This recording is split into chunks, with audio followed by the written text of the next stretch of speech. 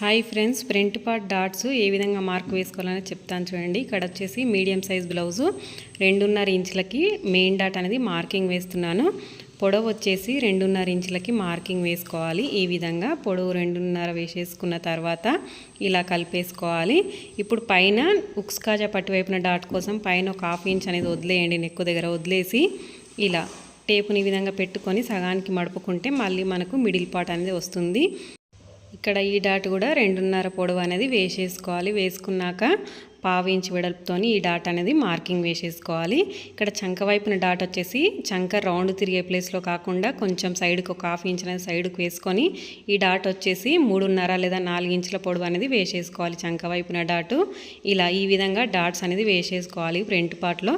అలాగే front part అనేది perfect fitting రావాలి అంటే ఏ విధంగా కట్ చేసుకోవాలి అనేది వీడియో ఉంటుంది, చూసేయండి.